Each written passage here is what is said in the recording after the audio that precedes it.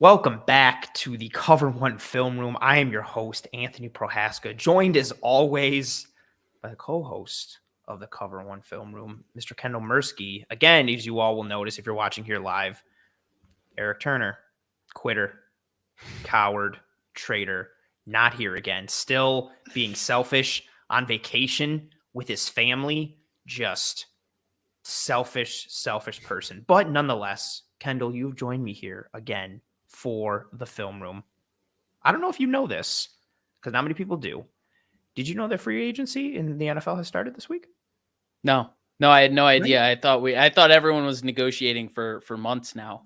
It's so weird. Like, I've just been all wrapped up in baseball negotiations and whether or not the MLB is coming back. That's not even a joke I kind of have. I'm a big baseball guy. Yeah, but I was like, I didn't want everyone to be like, oh, he doesn't like baseball, but I really do like baseball. But that's not why we're here. We're not here to talk about baseball. We're here because the Buffalo Bills have been active in free agency. I know some people thought that we'd see like a big splash or we'd see bargain, hunting type stuff for free agency, but no one really talked about how active the Bills would be initially. And the Bills came out of the gate once legal tampering started yesterday at noon. They started to make some moves over the weekend, and then they had a very productive Monday and another move again today. They've been active so far to start this week. Yeah, I think we laid the table in a lot of ways, or set the table in a lot of ways, where we tried to show that the Bills weren't going to be all that active, and we were going to wait for the musical chairs of the whole thing to play out and see who the bargain bin guys were. And instead, the Bills just prioritized the bargain bin guys. Like they snatched them before anyone else could even put in offers or really compete with them, because everyone's trying to go for the big fish first. And, the Bills are just kind of playing their game. They're finding their value plays and they're sticking to it. And that's something Bean has lived by really since coming to Buffalo. He's lived by the value of free agency. He's obviously missed, every GM misses, but he's really stuck to his price. And I think that's the key thing to this whole thing. Yeah, there you go, Ron, right as I say it. It's crazy, though, because the past 2 days, there's been so many, even outside of the Jaguars, so many people overpaying free agents. And it just makes everything the Bills are doing look so good. And we come into this offseason, we come into the legal tampering period under, like, in the red. Like, we're not in the cap. We're not in a good spot to do this. And we're just making good plays, good signings. We talked about this in the film room and last week on Disguise Coverage, which, spoiler, Kendall, you will be joining me tomorrow night for another episode of Disguise Coverage for some continuity as we start to grade some of these free agents. But we talked about in the film room and on Disguise Coverage the idea of the Bills just needed to, the verbiage that you used last week on Disguise Coverage, which I love, was they needed to, smooth out the edges, not the edge position, but the edges on this team.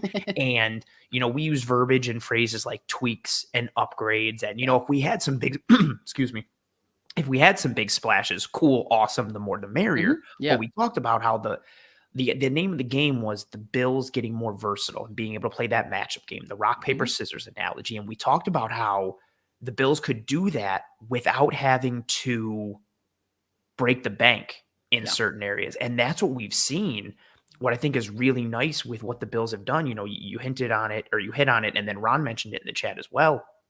The idea that they haven't overpaid for anything. And I think part of that comes from the design of the front office and how smart they are and how forward-thinking they are. But it's also how this roster is put together. The Bills, again, like we talked about, if the Bills made a trade and came away with Aaron Donald, oh my God, amazing. But that's not necessarily what they needed. They needed role players. They needed these different pieces that they could use on a chessboard and play different games at different times. And that's what we've seen with all these moves, aside from really, Rodger Saffold, who's more of like your plug and play starter. Hold on, timeout. We got a super chat. Oh, and this one's going to be a little divisive. So Silas, thank you very much for your donation. You are a constant contributor at Cover One and to Disguise Coverage as well. I see you all the time. I appreciate the hell out of you. Thank you for joining us tonight. Thank you for your donation and your super chat. Interesting comment here. So Silas says, I hate the McKissic signing. We could get the same guy in the draft on day 3 in Bo Melton, who ran a sub 4.4 40-yard dash. I love the DTs and the Bates moves. We are going to touch on JD McKissic later in this episode, break down some film, but I guess, for initial reaction, because we always like to respond to the super chats. Kendall, do you have, I know we both like JD McKissic a lot. Mhm. What are your initial thoughts on McKissic and, I guess Silas's comment here overall? I can't disagree with his idea that we could get the same type of guy in day 3 of the draft and a cheaper option, because I think it's wholeheartedly true. I mean, I stand by my guy Ryan Sullivan, Sports Rock, last year saying we could have replaced McKenzie with a day 3 pick. It's the same kind of idea. That skill set, that archetype that you're looking for is replaceable on day 3 of the draft. And I love Bo Melton, but Isn't he a wide receiver though? Or is he coming out? Is he coming out as a running back? No, he's probably not. But the Rutgers used him in every way. Everywhere. He was a playmaker for them. Terrific run after the catch. I'm pretty sure he did line up in the tailback a decent amount. Yeah, he's lined up everywhere. Yeah, exactly. So the difference here is you're obviously paying for a known commodity. You're paying for someone who has done it in the league before versus throwing a dart at a dartboard, hoping you're going to get that same level of production. Obviously, the cost benefit analysis is fair. There's not as much cost to that risk in all of it. But I think the thing with McKissic is you got to round out that running back room in a way that complements everyone that's left. And I think McKissic does that. With Melton, I think you're drafting him more as a returning threat and wide receiver. So there are similarities with Melton, or really just holistically as a day 3 pick. There are different guys we could take, but I don't know. I don't hate the player in McKissic enough to say this was a bad signing. There's just too much that it does for this roster that leaves me walking away content. I second that notion with McKissic. The big things for me are, I like what Ron just said in the chat, how Commander fans are pissed that they lost McKissic. Yeah, they are. But that's true. The big thing with McKissic for me is just his overall, the floor that he offers on third down. Like, the dude is a legit pass protector in terms of picking up blitzes and blocking. He's legit coming out of the backfield as a receiver. What's the stat? I think there's only 2 running backs that have more catches than him over the last couple of seasons. Like, he's had a couple hundred target years, and like he's had receptions of 80 and like 100 plus. Like, he puts in work in the pass game, and I like the notion of getting a piece like that in the draft. I mean, hell, if the Bills wanted to take Kenneth Walker in the 2nd round, I would not have complained whatsoever. Actually, I still wouldn't complain because I love him. This is very nice. Thank you for the help here. 80 catches, 589 receiving yards in 2020 as RB2 for Washington. Yeah, he had snaps out of the slot, out wide. I think everybody is so helpful. Yeah, I know, right? Chat. Everyone loves the McKissic signing. Yeah, poor Silas, though. I know, I feel bad for Silas, but I get where he's coming from, right? I do too. The idea of, because it's all about value. The idea of who you can pick up and what you can do and build on going forward. And I understand that. And I don't disagree with Silas's theme or notion, or even the player. Like, I like Bo Melton, and as Silas mentioned in the chat, JD McKissic used to be a wide receiver in college at Arkansas State. He came over and is now a running back in the NFL. So you can believe in that conversion. But I just think there's more variables and, not a sure concrete level, right, that you would get with a proven pro like JD McKissic, who I mentioned it on Twitter earlier, which we'll get into later. Like, Antonio Gibson's a sweet running back for Washington. JD McKissic kept him off the field on third downs and a decent amount of other like 1st and 2nd down reps. Like, JD McKissic is legit, but McKissic is one piece that we're going to talk about tonight. We're going to talk about Rodger Saffold. We're going to talk about DaQuan Jones. We're going to talk about Mr. Tim Settle. And, to tie it back to our initial lead in here, the Bills are still set up where they can make more moves, whether in terms of quantity or in terms of quality. If they want to hit a home run, or if they want to hit a couple more singles and doubles, whatever, they can do both. They have some more flexible moves that they can make with the cap. If they want to extend Stephon Diggs, if they want to play some games there, they could even potentially do something with Tre'Davious White, although I doubt that move.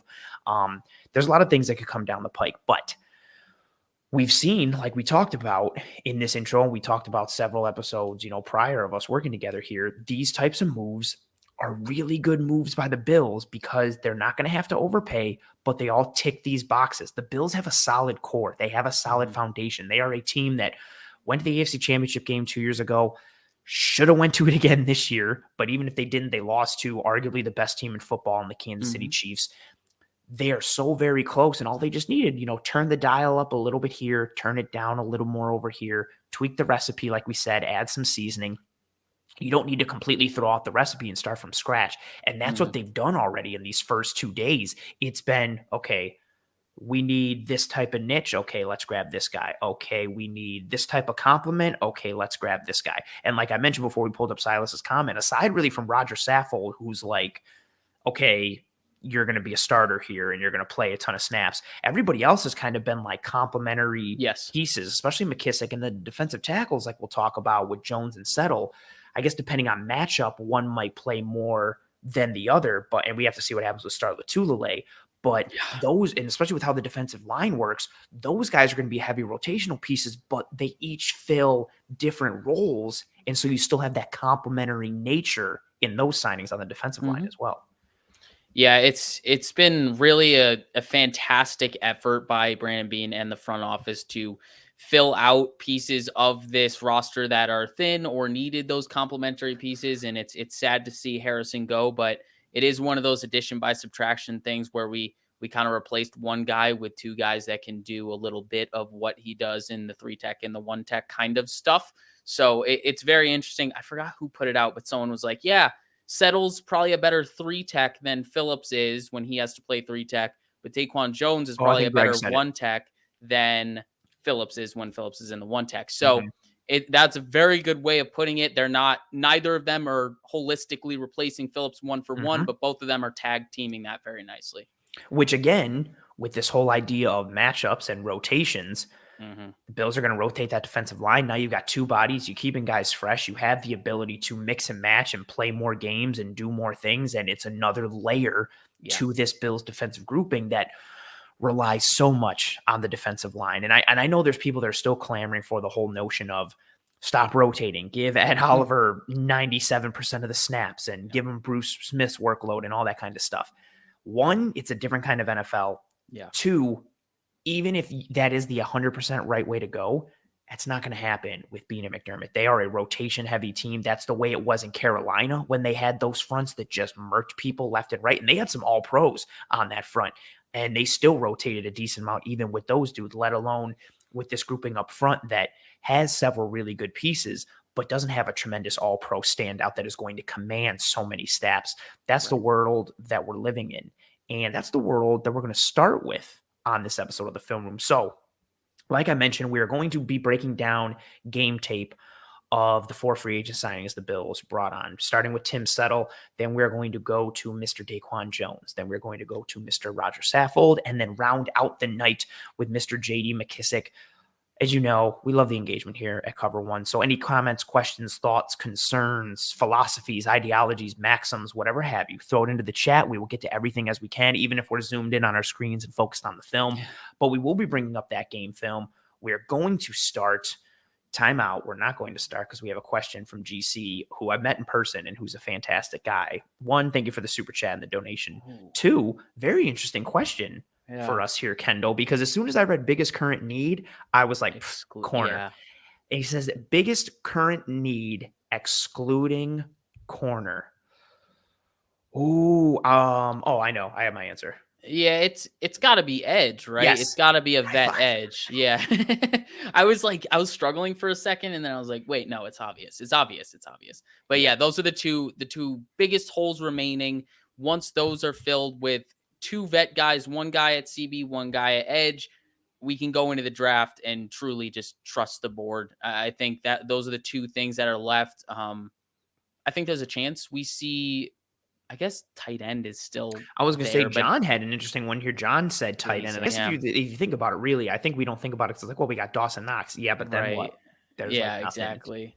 So I guess that's tight end 2 is also a good one, but that's one that I think Beane could leave for the draft and feel totally fine with not having a tight end 2, knowing he just has to draft one with one of like the 8 picks he has. So I think real stupid with all the money that all these tight ends got.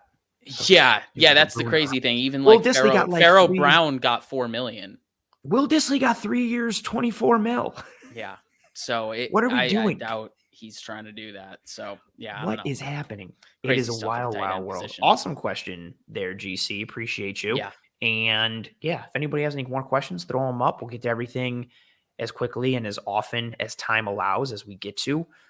But like we mentioned, we're here to break down some film, some game tape. And a very coincidental and ironic thing is the fact that all 4 of the players that the Bills signed yesterday and today, and all 4 that we will be breaking down, all of them played the Buffalo Bills in 2021, which is not necessarily like a box that has to be ticked for beating McDermott, but goes to show that, the idea of scouting never stops. And when you're playing someone else, whether you're playing against them physically or you're coaching against them or you're watching them play, those are often some of the best opportunities to scout because you're getting to see them up close and personal. Yeah. It's like you don't have to travel to somewhere to watch a game and scout somebody. You don't have to take a plane and go somewhere. You can just sit and watch them come to your house, or you're already going for that game. And it's a great way because right? You know what your players can do. You know their strengths, you know their limitations. Then you see them go up against another player, go against them, and you can say, okay, well,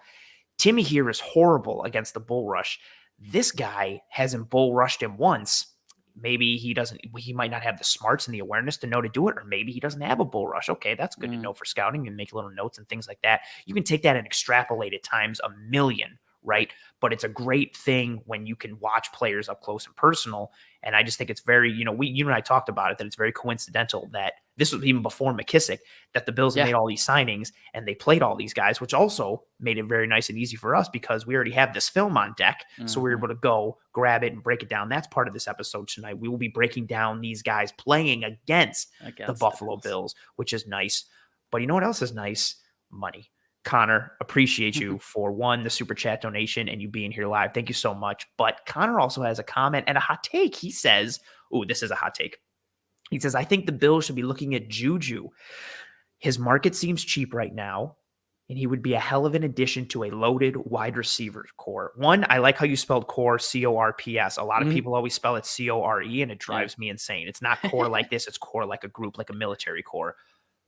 Kendall, what are your thoughts here on Connor's hot take in terms of Juju Smith-Schuster? Because I'm not going to lie, this thought crossed my brain today. I hope it's truly a hot take and he wasn't watching the Air Raid Hour last week because I said it on the Air Raid Hour. Really? I did. We broke down by position a pricier option and a more realistic like bargain bin option, and Juju was my pricier option. I just think it makes a lot of sense if like the Chiefs are in on it, like they were rumored to be. Why wouldn't the Bills be in on it?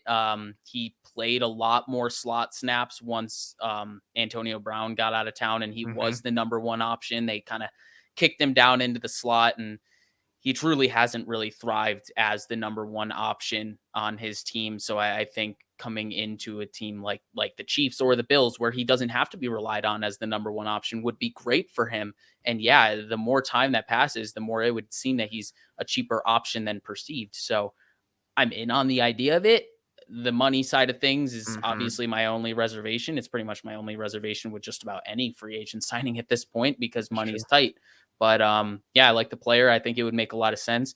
Works as that big slot kind of guy that we were all trying to wrap our head around with Evan Ingram.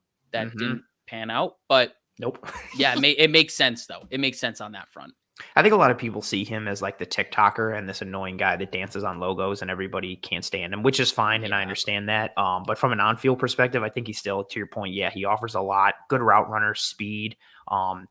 If people forget how good of an early part of his career that he had in Pittsburgh, he looked like the truth and made it even easier to be like, okay, cool. Like let Antonio Brown go. Like also the type of guy who people don't talk about when he fumbled against New Orleans and lost that game for Pittsburgh and hurt them a lot.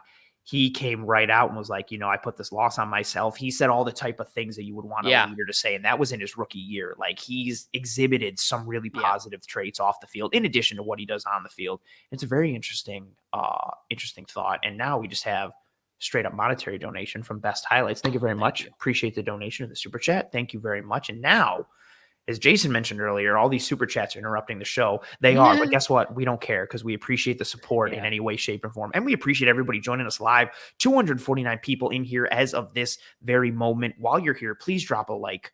While you're here. Again, I mentioned every week, they go a long way towards helping us to track and trend in front of more eyes and ears. Please rate and review and subscribe to the Cover One Film Room, to Cover One as a whole. We got you covered every single day of the week, including right here on this Tuesday night in the film room, starting with Mr. Tim Settle, defensive tackle from the Washington Redskins. Kendall, I pass the mic to you. Perfect timing. All right. So Mr. Tim Settle, he is your prototypical size-wise one tech. You would look at 6'3", 325 pounds, and you think this dude is a run stopper. Contrary to popular belief, he is not. That is not his bread and butter. He is more of your third down one tech, your third down passing down one tech, where you put him in just in case there's a run and you're thinking that there's probably a pass, but you still want to hedge your bets against that. So the thing that jumps off the tape with him for me is his relentless effort. He has a really good motor. He's always running. He's always trying to make a play. And I think that pops multiple times, as you'll see when we pop on this Bills tape. He's got that pass rush ability. Like I said, it shows in his heavy and active hands. Really that strength at the point of attack, like the first moment of contact, you can see it. He gets those guys right off their feet and off balance. And you can see those violent and heavy hands of his. And furthermore, I saw it a lot when he was going against Spencer Brown, and that's probably why I saw it. But his pad level and his leverage was always good. He never found himself playing too tall. It probably helps that he's only 6'3", which I guess is kind of on the shorter side for defensive tackle. But it was pretty good for what you would think from a guy who's sitting behind people on the Washington Commanders now, but he was sitting behind first rounders. So dude deserves opportunities. Their now. Line is loaded. It loaded, absolutely loaded. So he's finally going to get his opportunity now in Buffalo. But the thing with the run defense stuff is, while it's not obvious and prevalent on the tape, there's potential. There's a lot of potential to be had there with his run defense and his ability in run defense. And I have think a couple clips of that against the Bills where you can see there's something there, but it's not fully developed yet. And I think we'll definitely start to see more of that grow during his time in Buffalo. Weaknesses, obvious, limited range. I mean, he's 325 pounds. You're not paying this dude to run sideline to sideline, but so he doesn't run a 4.40. No, he does not. What a waste. I don't even know if it was sub 5. Unacceptable. But it's sufficient, or I guess mediocre plus. I don't know. It's something like that in that area. For someone his size, it's not. You want more, and you want more like 5-yard split time and 10-yard split time. You want to track that burst. You want to track that explosion, that get off coming off the line, which he does have. Yes. So another weakness, like I said, instant run defense production. It's not going to be there, but with time, I think it will show up more and more as he gets more time on task there. Because I'm sure the Bills aren't going to accept that he's 325 pounds and he'll only be available for pass downs. So I think he will develop nicely in that area. His ability to shed, this plays off of run defense, his ability to shed blocks and control his body in a way where he's not falling on the ground as he's trying to shed a block leaves something to be desired. He definitely needs to understand the balance and how to play at his size and kind of leverage his body against the dude that's blocking him to keep himself upright, stuff like that. And then in terms of his pass rushing repertoire, it's really not that full. It's literally just a bull rush in those heavy hands. But there is one little sexy rep in here that he has against John Feliciano. Guess grain of salt there against John Feliciano. But it was still pretty nice to see that it's something he can do, not something that has never been seen before. So Tim Settle, definitely an interesting guy. Should have mentioned, I think he's only 24, will be 25 at the start of next season. So that's a big part of that with him.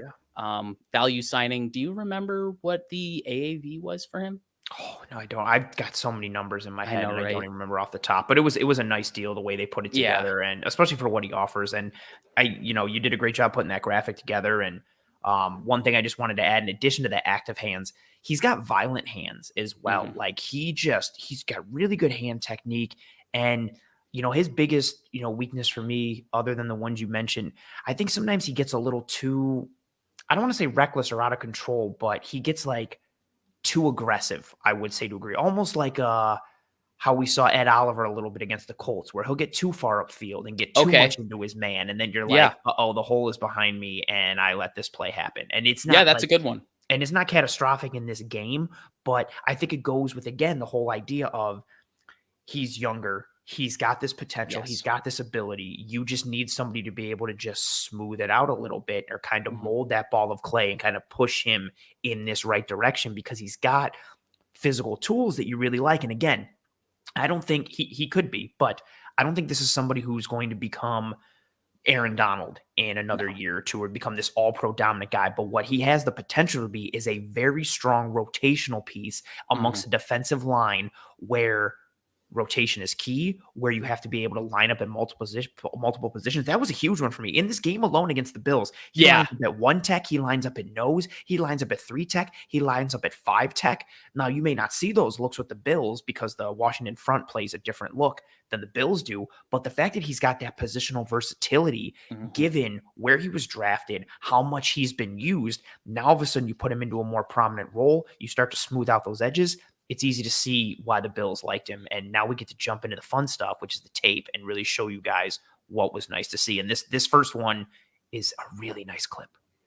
Yeah, this first one is really everything we're saying about those violent, heavy, active hands. You can see it right off the bat, just getting right into the chest plate of Cody Ford, and you'll see it better on the end zone camera here. But it's violent. It's everything you said, and it is violence. You can see him starting over Morse in that 0 tech nose tackle roll, and he just pushes Ford right off of him. And then you can see the activity in his hands too, and that's why I say active hands. You can see he's just relentless in his pursuit of the quarterback here. He's not going to give up. He sees on the inside shoulder of Ford, he sees Allen. He's bull rushing to get through Ford, and once he sees Allen escape, he quickly sheds him, use those active hands, good active hands, and then tries to pursue. And there's the limited range part to things. It's also nice too how you mentioned like he's got that head inside and his ability to seamlessly just be like, okay, the play's going somewhere else, cool, skirt, and he just swims and gets free. And what's also nice, something that I've noticed as a strength of his,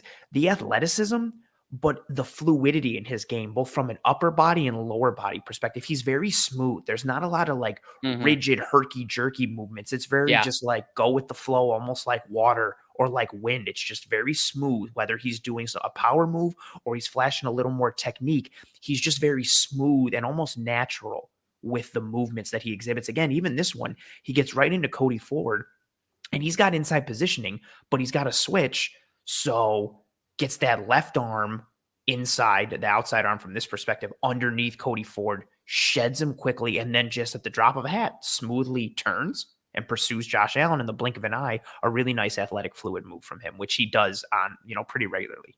Yeah, it'll be showing up a lot here on in this game film here. This is one actually that you added, so I'm gonna let you take this one. This one, so it's nothing crazy. He doesn't get like a tackle or make a play. He starts to rush Josh Allen, and then Josh escapes. But for me, it was just like how smooth and of a change of direction that he exhibits here. Like he starts to rush inside, sees Josh evade. This is him right here. And escape the pocket. There you go. Yep, he's right there. Again, playing on the outside shoulder of a tackle, which is crazy for a defensive tackle. But look how he starts to get upfield, and he just smoothly, like, as he's starting to get upfield, he sees Josh. Look at that plant. Like, it's not herky. It's not jerky. It's just, he just plants and it's fluid. And actually, if you want, go to the sideline angle because I feel like it's easier to see. So we have him circled and highlighted right there. Watch how he reads and reacts and it's just like, oh, okay, cool. Now, does he have the speed to chase down Josh Allen? No, he takes a decent angle, but this play is more about the change of direction that he exhibits. Like, and again, it's another natural, fluid move. The first clip was the fluidity in his upper body. This time it's in the lower. That's a really good plant. Like, and again, it's just smooth. It's not like, okay, let me gather and then start to take off. Like, he reads and reacts and in a couple steps is able to completely change direction. Yeah, that's the main thing. It's not like 5-6 breakdown steps before he has to change direction. It's literally like a wide receiver jab step as he's taking his slant route. Like it's It's very quick. It's very efficient with his footwork, and that's not something that you'll see from a lot of 325 pounders. So No, like it's nice to see that that's it's there. And impressive. that's why a lot of it is it's potential. We're speaking a lot about potential when we're going to be talking about Tim Settle, because he doesn't have a whole lot of usage. And that's a lot of No. to be buried behind those first round picks in Jared Allen and Yeah. Jerome Payne. And something cool. We got another super chat. Thank you very much, by chance, for the super chat. We appreciate you. And the really cool little anecdotal piece here. He said, I love how Settle was 360 pounds in college and trimmed down a ton and did it so quickly after the Washington football team asked him to do that when they drafted him. Again, that's maybe it's just work ethic or just natural ability to do so, but that's also like a character piece, the ability to commit yourself to change your body physically. And we know how much culture and character matters to the Buffalo Bills. So really, I didn't know that. So really good anecdotal piece, and appreciate you for sharing that, by chance. Thank you very much. All right, so on to the next one here. Another example of those heavy active hands. We know that Mitch Morse is, he's good in pass protection, but his anchor is probably the one thing to be questioned because he'll get pushed back at the point of attack, but he can then kind of settle into it. Yeah, a little bit. He'll sell in, pun intended. I keep doing this. It's so hard not to, it's especially really when you're talking about offensive line. Like that's such a really offensive line term. But you can see him lining up, I guess we'll call this as 2-eye on the inside shoulder of Feliciano, and then he slants into Morrison. You can see the pushback on the sideline view. Like there's this initial shock that he gets with his hands. You can see how much he moves Morse back off that initial hand usage. And that's really what we're talking about with his violent hands. They are active. They're not as active as an Aaron Donald, but they are heavy. They're really heavy and they push guys back. And that is useful when you're talking about someone who can get after the passer and really collapse the interior of the pocket, because there is value to interior pressure. And we saw how much interior pressure affects Josh Allen this year. Big time hand usage from a technical perspective and from a force perspective. I mean, we made the joke about it in Coach Cromer's coaching film about with the offensive line, how he kept saying hands. Like that's his initial thing, like that hand extension, that pop, that jolt right off the bat from an offensive line. It works the same way on defense. You set the tone, you create leverage, you create positioning. He's got that quick movement off the snap, but like you mentioned, and like we've said here, he's heavy-handed. He's got a good punch. He strikes with that hand, and it's violent, and it allows him to anchor himself, but then it gets the offensive lineman off balance. It allows him to start to push and penetrate. And this type of play is something you'll see a lot in these clips. He's consistently affecting the depth of that pocket. He's driving offensive linemen back, whether it's, his natural size, which is on the shorter end, or because he understands how to play with leverage, which I think he does. And Kendall, like you mentioned, his ability to be the low man, and we know low man wins. He's consistently creating chaos within the depth by driving guys back, whether it's a center, whether it's a guard, sometimes it's a tackle, regardless of the technique that he lines up at on the defensive line. He's consistently disrupting that up front, which is a really nice thing to see. Again, especially from a guy who you want to rotate him with depth, and he's going to come on the field and he's going to be fresher. Like that's a really nice thing. Exactly. And this is another one that really just shows the ability that interior pressure is going to do to a quarterback. And obviously a quarterback like Josh Allen, it's not going to affect him as much as other quarterbacks. But you can see here, I mean, if the edge rush from Chase Young is just a little bit narrower here, there's not as much room for Josh Allen to go just because of how those two work together and how Tim Settle went on the inside shoulder. That annoyed me so much in this game from a Washington perspective, not to get off topic. He just kept going around the edge and upfield, and Josh would just be like, okay, cool, escape. Like I would have been furious if I was the Washington coaching staff or a fan. Like I just stopped doing that. It did. It happened a lot in this game. And I mean, and that's a good point though, of how like, you do your 111th and like your team defense type of thing. This could be a legitimate sack for one of these two guys if they play kind of tandem defense together. Yeah. But it seems, whether one of them's going on their own thing, or maybe Chase Young saw something, maybe Settle saw something else, but he gets that drive. But if they just work together, as the Bills defensive line usually does, this doesn't become an escape chance for Josh Allen. This becomes a legitimate pressure or a QB hit or a sack in the Bills defense. Yeah, and that's the thing. This is where it's like hurries do matter. It does kind of come down to everyone else doing their 111th. But you can see Settle is doing a great job here. You can see him get that hand placement right up there on Cody Ford's Boom, right off inside the bat. shoulder, and it pushes him back heavy. Here, I'll get it back to this, but you can see. Am I on the wrong one now? We'll see. Yes, you are. I am. Way to go. Great job. Get it Kendall. together, Kendall. What is happening? We're at full. Here it is. Here it is. You can see, like, look at that initial push there. Like, there's so much strength in his initial punch, and it gets Cody Ford right back on his heels. And yeah, it's a shame it didn't result in more for him. Great for us and Bills fans that it didn't. But he did his 111th there. He got interior pressure, and interior pressure is extremely useful and something we didn't necessarily get a ton of from people other than Ed Oliver this year. Yeah, that's something that, start of the two of the leg exhibited some burst and some pass rush ability and some pocket depth destruction early in the season. And then whether it was off the field things, whether it was COVID, whatever have you, we just didn't see that type of consistency. And then we saw it flashed every now and again from Harrison Phillips. But honestly, maybe not even as much in regularity. Granted, this is one game. The sample size isn't huge, but again, we've shown multiple clips now where every time he's on the field, he's getting that same type of burst. He's getting that same hand placement, that hand impact, that punch. We're seeing that consistent driving back of offensive linemen. Again, different offensive linemen. He's winning with that same burst, with that same punch.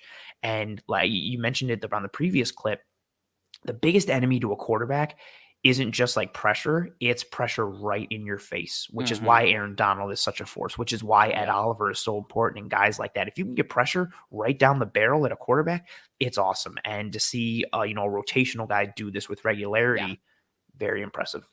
Something I want to add to your first point there's something to be said about someone winning in the same way over and over and over. Like when the offensive line knows that you're just a bull rush guy, but you win anyways, there's something to be said about that. Like they know what's coming, but they can't stop it. So yeah, you might be a little bit of a one-trick pony, but if that one trick works every time, why stop it? I mean, there's a reason why 3-point shooters are valuable in the NBA, even though they just shoot 3-pointers, is because that's a valuable thing. And again, you don't want that guy to have to be like a bona fide star or starter. But if that's a rotational piece, again, it's all about the mixing and matching. If you play a pass heavy team and you can pin your ears back, it's nice to have a thick guy up there who can still maybe help you a little bit with a light box against a pass heavy team, but still offers you pass rush productivity, but can still kind of respond with the two gapping nature a little bit and keep his head in the hole and stack and shed. So again, it's all about the matchups and that versatility. Agreed. So on this one, this is one of those ones that he's lining up at the 5 tech, which shows his versatility, even though he really won't be used in this way in Buffalo. But you can see there's still some disruptive nature to this run rep from him. I'm actually curious if this is one where you felt like he was kind of getting out of his run lane. The way I viewed it was more of he knows there's a linebacker stunt coming. And that these linebackers are playing this outside gap, and he has to go play the inside on that right B gap, and he gets really disruptive up in there. But at the same time, this could be hindsight bias. It could be the linebackers at the second level, they see the play flowing to this direction, and they just flow in that direction, and Settle doesn't. I'm curious what your take on this is. Regardless, you can still see there is some disruption to his play, whether he made the right run fit or not. You can still see he has that that quickness to him where he can get through a gap quickly if he has to. These are the types of plays where I wish I could just ask the player or the coach and be like, yeah, who was responsible for what gap on this play? Because I need to know if the right thing happened or the wrong thing happened. My biggest takeaway from it is whether or not he was wrong. Again, it's penetration and disruption. And he's doing, maybe he didn't do his job, but even when not doing his job, he's still kind of doing his job a little bit and causing some sort of havoc and chaos. And this is a type of play where, no disrespect to Holcomb there, number 55, he does not have the range of Tremaine Edmonds or Matt Milano. And if you've got a guy up front who, even when they're wrong, is still penetrating and getting into the backfield to the tune of, he's still occupying 2 blockers in a way. He still takes up 2 guys here on this play. And I know Darrell Williams is able to get to the second level, but where Williams gets to Holcomb there, if that's Tremaine or that's Milano, Holcomb's are, or they're past already. They're past where Yeah. Holcomb is. So this gets spilled to the outside and you allow your linebackers to clean up a little bit. So that was my biggest like takeaway from it. In addition to wanting to call up Ron Rivera and be like, who was wrong on this play? I need to know. But again, it just because you're not always going to be right. You're not always going to be win. You're not always going to win, I should say. So what do you do even when you're wrong? What do you do when you screw up? Can you still make some, lemonade out of lemons? And I think that was my biggest takeaway on this one, because it's so hard to be right all the time in the NFL. Whether we talk about it with Josh Allen all the time, right? Like a big thing of his was his pre-snap reads, but also his post-snap adjustments and being like, I thought it was cover 2, but it's actually man single high. Oh, that's okay. I'll go over here.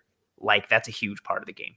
Yeah, 100% agree. I'm glad that we viewed it in different ways, but still kind of got to the same result where it's like, if he was right or wrong, it's still disruptive. So I was definitely thinking that though. I'm like, is this a run? Like, what's the slant? Because I see him slant inside and stunt, and then they come over, but it happens so split second fast that I'm like, I don't know. It could be a read and react thing. Yeah, I don't know if it's a read and react. I don't know if this is a run stunt. But again, that's where the try to piece together everything comes into play.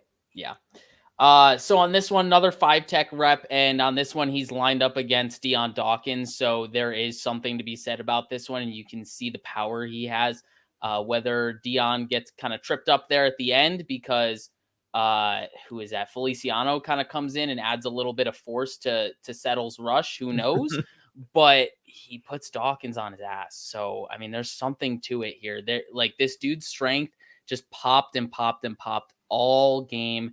This was not the only rep, as you guys have seen. Like, we're 6 plays into this, and this dude has been winning with power all game. So yeah, really, really goes back into the point where I was saying when dudes kind of know what he's going to do and he still wins doing it. Cause you can see that that push he gets off that initial punch, he's getting guys on their heels every single time. And you see a little bit of that, lateral agility and athleticism overall, and that lower body fluidity, where how he makes contact with Dawkins and then just kind of like smoothly flows into that B gap there to try and get a rush in, and then gets his hand up. And again, it's another, you're stressing the offensive line constantly. Even if Dawkins recovers or Morse recovers like he did earlier, and you like anchor and you're able to wrench back and you're able to lock out, you're still stressing that offensive lineman time and time again. And that's the last thing offensive linemen want to see late in the game or at any point. And it's nice. Again, we keep talking about this rotational piece. Maybe he's a starter. Maybe he sees, more snaps, but you could take a guy off the bench and put him onto the field like that, and he's fresh, and he's going to stress that offensive line, and everything starts to add up on these guys, and it's just stressful. It's hard. That's not the type of player you want to see as an offensive lineman when you're in the second half and you've already played a full game and you've been getting hit every single play. Like, you don't want to have to constantly get knocked back. You don't want to have to constantly have to anchor down and lock out. Like, sometimes you want to be the aggressor, and it's hard to do that against Tim Settle. Yeah, it's tough. He kind of does assume that role of the aggressor often, like early and often. He really didn't have much quit in this game. He just had some limited reps, and that's goes back to the point he was on a good team. He was a good unit on. Actually, they won their division 2 years ago, and they had some injuries this year that affected him. But he was on a stacked defensive line, and he's got certain traits. He hasn't put it all together yet, but you take these traits and you think, okay, let's smooth out those edges a little bit and develop him like the Bills have developed other guys. You see what you get. So this is my favorite rep because he didn't have a lot of run down production in this game, but this is the one to me that spoke to the potential. You can see on this play, he's eating space. He's knocking Morse back with that initial punch, as you can see, probably reestablishing that line of scrimmage by like maybe a yard back into the backfield. But when you see it on the end zone camera, you can see that there is some two gapping potential from this dude. But furthermore, you can see like the eyes in the backfield again. I paused it a little bit too early. Here we go. You can see his eyes in the backfield on that left shoulder of Morse. You can see it, and you can see that he sees Singletary, and he's trying his damnedest to shed back and get to the other shoulder of Morse. But this is where that limited body control comes in, where he's fluid in his movements, but when he's trying to shed a blocker, it's not always there in the run game. It seems so much more natural for him in the pass game than it is in the run game, when he can just kind of get downhill and go to the quarterback. but when he has to kind of sit in a gap and eat some space and then shed a block where he can't just constantly use his power to push through you, but instead to establish himself in one Mhm. spot and kind of anchor himself, he doesn't really get the most out of his ability. So if he can learn how to play off of that defensive anchor, sky's the limit for this guy, because you can see the potential in the pass game, but there is something to work with here in the run game. I loved this clip. We've talked about it so much, this idea of like a two gapping defensive tackle, whether it be one guy or two guys or whatever. But, being able to see him make contact and keep his eyes in the backfield. So he's leveraging that gap. He's got his head in the hole, and then he's going to do the right thing. He just doesn't Yeah. connect it physically. That's something you can potentially teach. You can potentially polish and refine. So to know that he's got that piece there mentally, that was like a really encouraging thing for me here on Tim Settle. Again, because it's not something that he necessarily has a ton of experience with or that he's going to be asked to do, but knowing that he's already recognizing that and understanding the need to do it, you just have to be able to connect the physical to the mental, which more reps could potentially do, different kind of coaching, connectability. And so it's an encouraging piece. Even in failure here, it's still an encouraging piece. Exactly. Goes back to that point with the rep at him at 5 tech, where he's still being disruptive, even though he didn't necessarily make the play. And he's lined up in nose on this one. He's lined Yeah, up that up one on he the was center. Like, exactly. You can see there is something to be had here. He's not just a pass rushing dude. This kind of goes back to everything we talk about with rookies in the draft. Just because he didn't do it in college doesn't mean he can't do it in the pros. This is kind of what the name of the game is with Settle. Just because he hasn't done it with Washington doesn't mean he can't do it with the Bills. We're just going to have to wait and see how they want to use him, how they develop with my him, all favorite of thing that for, stuff. for that, I had an archaeology class in college, and my teacher told me that like a thing that archaeologists use is absence of evidence is not evidence of absence. It's just maybe you haven't dug in the right place yet. Just because you didn't locate this thing in this hole you just dug doesn't mean that that thing doesn't exist. Yeah. No, I love when you bring that quote up, because It stuck it's with me just so for true. forever. It was an elective that I took, and it was actually super hard, but it was fun as hell. And that quote has stuck with me for forever. That's when you know it sticks, when it's an elective and it's really resonating with you. Yep. It was sweet. Yeah, my teacher was some dude from Italy, and he had a thick Italian accent. He had been all over the world. It was sweet. I enjoyed it. Imagine saying that quote in an Italian accent. Oh my God. It was stick with funny. Me too. We were all like, what? All right, back to the heavy hands. Yeah, you can see it here. This dude he just wins off that initial punch so much. But even on this one, you can see it's not as much on that initial punch. It's the activity now.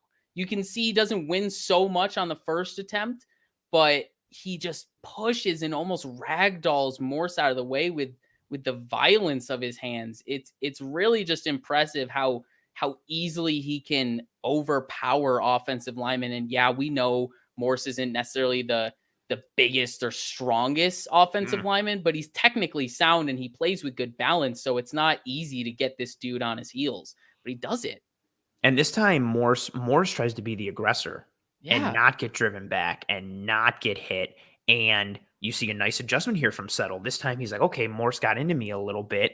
Let me counteract that and then try and shed and get back inside. And you get a decent recovery from Morse, but you also see almost kind of a win here from Settle. So you see here Morse is adjusting.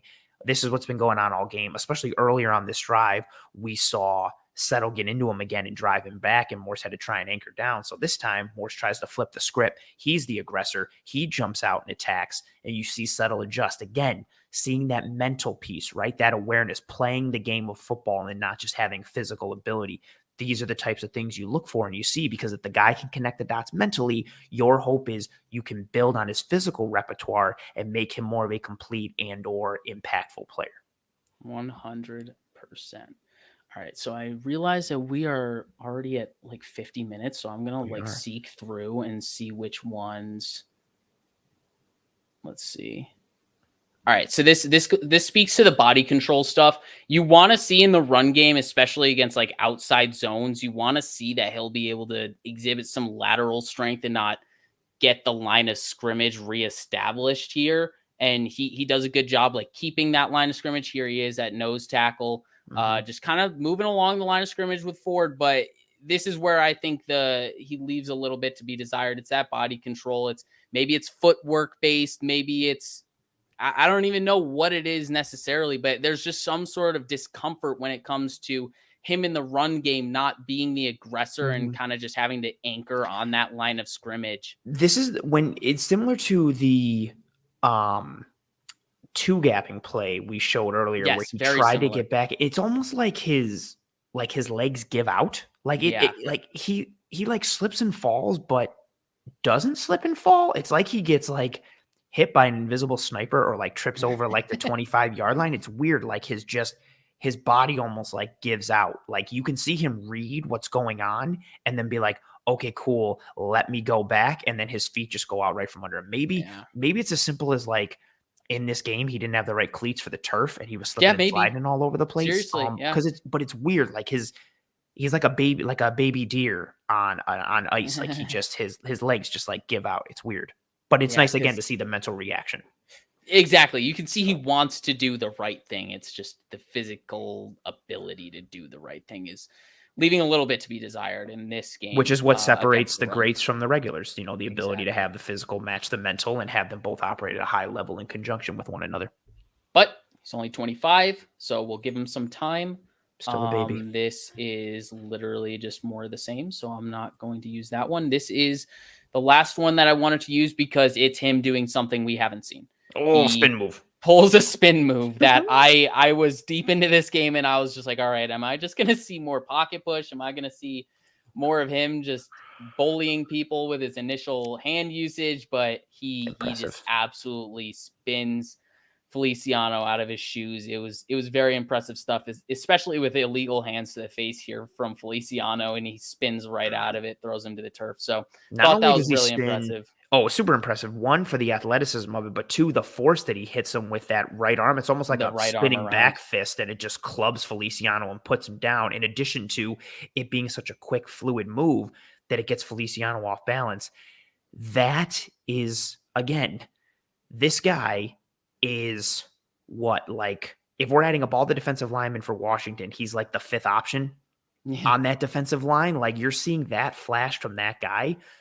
And you would think, oh my God, how does he not get more playing time? And it's because he's on a line with all pros and pro bowlers who are crushing it. And now all of a sudden he gets to flash this more and have more reps in Buffalo. These are the types of things, again, that we try to put together here in this film room to paint the picture for Tim Settle, with the idea of he's learning, he's progressing, he's connecting these mental dots with the physical pieces on the field, and he's winning because of his physical God-given ability. Now you just teach him some more technique. You help him understand the game and connect it all. Like, this is why it's such an encouraging piece. And again, what's nice is he doesn't have to come into the Bills, and it's not like, okay, you were the fifth string guy, now you're going to be a starter and you're seeing 60% of the snaps. No, you're still going to be a rotational piece that sees somewhere between 40 and 47% of the snaps. So he'll still continue to develop and grow as he's making impactful plays. Really encouraging stuff. Yeah, 100%. This dude is packed with potential. Like you said, he's not necessarily going to be guaranteed to go like get that one tech starting job, but he has every chance to go win it this offseason, and it's just going to be up to him. So kudos to him. Kudos to the Bills for finding that value. And yeah, I'm excited to see what they do with him this training camp and this offseason, because yeah, he's got a ton of potential. I'm excited for it. Ton of potential. And that was a really fun way to start off. You know, we debated who we were going to start off with and go through, and we decided to start with the defensive tackle grouping. We started with Settle first, and now Mr. DaQuan Jones, who's been in the Cover One film room before. He was a favorite and earmarked by Mr. Eric Turner in a couple episodes ago, and so we brought back this graphic. He's got an awesome beard too. Just looks like a real solid beard. He takes care of it. But that's not why he was brought on. It was, you know, because of football stuff, or maybe it was because of his beard. Did you see what Reed Ferguson said? No. He said someone's like going to get fined or something for bringing in so many bald, bearded dudes into one organization. That's funny. Yeah, you got him. You got Morse, like Jones now. Like, ooh, very interesting. Very interesting. So quickly, Kendall, why don't you run through strengths and weaknesses for Mr. Jones, and then we will jump right into the film. All right. So strengths. A lot of this is a lot of stuff that Eric said. I added a few things onto this from what I saw, but suddenness to his game for someone who's 320 pounds, similar to Settle. You can see that kind of that quick twitchy ability at the jump of the snap. Like there is some first step explosion to this guy, which isn't something you're necessarily expecting from someone so big, but you can see it in his game, which is very, very interesting. His ability to split blocks by like getting skinny and twisting his shoulders and decreasing his surface area to make sure that hands aren't getting on his chest plate, all that stuff to deter him from penetrating through gaps. All that stuff is great. Violent hands, similar to Settle, very violent at the point of attack, can get that initial jolt, push back on offensive linemen. The thing I added these last two, his body control, where Settle wasn't that great and he left some things to be desired on that last tape that we just saw. DaQuan Jones is so much more fluid in his ability to put it all together, the mental and the physical, where you can see him get those eyes in the backfield, stack and shed the blocker, and then just have the body control to actually go through the shed of the block. So that was very big for me. And then some limited range, obviously, same kind of thing with Settle, where it's like, this dude's 320 pounds. We're not expecting him to be a world beater in terms of sideline to sideline stuff, but it's sufficient for someone at this size. He's somewhat easy to push into other linemen when we got that like that combo block where we have the driver and the feeder kind of thing when he's fed into the other guy.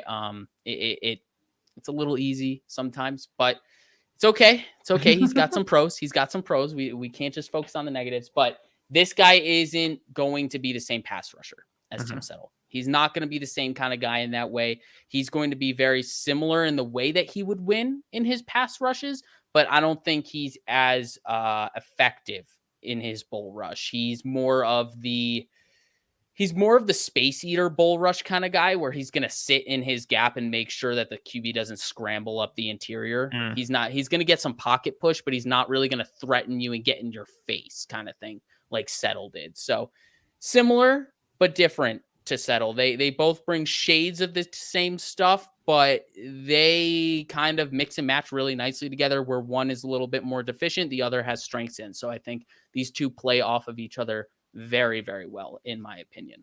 Yeah, and I think that's the versatility piece and the matchup piece that we started to talk about earlier in this episode. You know, you've got Settle, who is more comfortable rushing the passer, but can offer you some stuff in the run game. And then on the flip side, you've got Jones, who is more comfortable in the run game and two-gapping and splitting double teams and can offer you some stuff in the pass rush.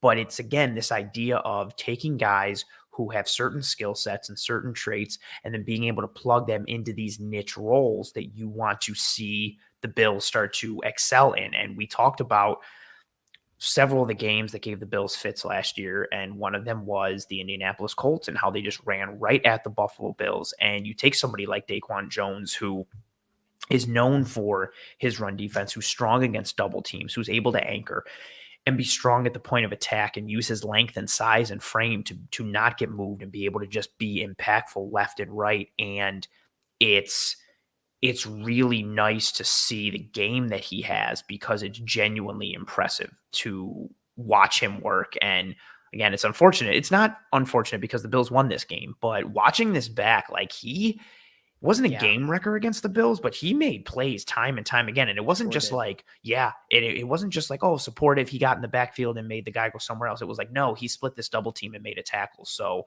really good stuff. And I'm very excited for him to be joining the Buffalo Bills and for us to jump into the film. 100%. I saw someone ask in the chat how old he is. I believe he'll be 31. Correct me if I'm mistaken. 31 at the start of next season. So not super old, not like this dude's on his last legs kind of thing, but he is 30 right now. He will be 31 on December 27th. Okay, so not at the start of the season, but during Thank the goodness season. for the internet. So yeah, there's still some meat left on the bone here. He's not someone that's gonna like die out on us mid-season or retire at halftime. Yeah. That's funny. Hashtag Vontae Davis. But yeah, we're gonna go through some clips for Jones now, and I'll say if you want, you can just let him start to play, and then we'll pause or go back or anything we want to highlight. What I liked with Jones is again, more alignment stuff, seeing him line up a 3-tech, 2-eye, 1-tech, and seeing him get similar results each time. You see him highlighted right there, lined up on the outside shoulder of the guard. You see that long arm, which he uses a lot. He's got good hand position, his ability to get his hand right into the kitchen of an offensive lineman and start to control. And this is something, again, this isn't even his strength, right? Like, he's not a pass rusher, but his ability to win in the pass rush comes from his strength, his leverage, his hands, his long arm. He gets that extension. He uses his size. Look how he just drives the guard back. Like, he just gets into him, drives him back. I think that's Bodker. Just gets into him, drives him back. Allen's be able to make his read and get this out quick. But this is one of those types of pressures where, you can influence a QB. You have to make him go somewhere else because he sees his guy is losing right off the bat. Mm-hmm.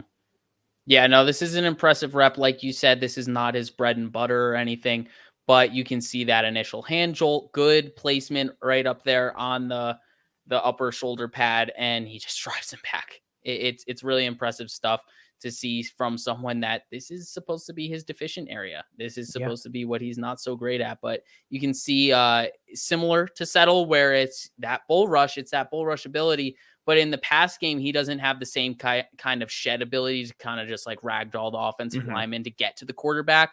Whereas Jones can do that against the run, Settle can't. They play off of each other very perfectly. They do play off each other. And again, this isn't somebody you're looking for like, okay, he's going to pull off a spin move, or, Exactly. he had a really nice hump move where he just clubbed a Saints offensive lineman and got in on Jameis Winston this past year. I posted on Twitter yesterday that Brandon Thorne put on my radar. But when he's winning in the pass game, most of the time it's going to be because of that drive. It's going to be because of that physicality. But again, it's a nice piece because you want that strength in the spine of your defense. You want that physicality. You want that violence. You want that toughness. Tim Settle offers it in the pass rush game and a little bit in the run. Jones offers it a little bit in the pass, but more against the run. And there's a good comment from John there. Yeah, Jones is here to keep guys off of Edmonds.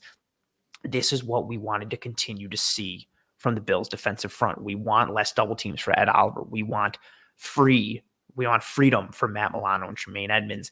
This is a nice one here. You see him highlighted there, just disrupting the play. Absolutely. This time he's on the inside shoulder of the right guard this time. So he's got a different matchup, different side of the field. You see him slant inside with that very step. Quick. That's boom. He's quick. And you also notice too, not only is he quick, he's low. Man wins. He maintains leverage. He doesn't make that quickness and then get high and get out of his set. He maintains good height, and it's a very smooth step. He steps to the right, and then as soon as he plants, he shifts back to the left, and he's able to get in between the blocks. Boom. Yeah. Nice and quick. More downhill once he's there. Yes, exactly. And then he gets inside positioning. He's got his head right on the ball carrier, sees what's going on, works through Mitch Morse. He's able to attack that shoulder, almost gets skinny a little bit, doesn't give up his surface area, and then you see him just work through. But again, what do you want to do, right? If you're not making the play, that's cool. Eat up blockers, close off a gap, force someone to go somewhere else.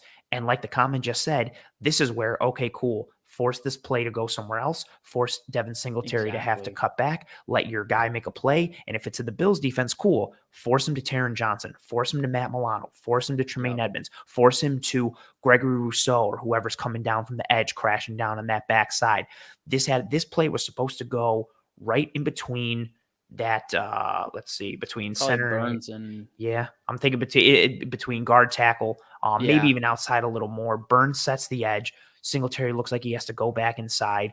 Jones is there. Shaq is there. He has to cut back further. There's nowhere to go. You have to keep going back and back and back. And this is the type of setup from Jones. It'll work against zone. It'll work against gap schemes. Owning that gap and making the running back have to go somewhere else is a win regardless of scheme you're going against.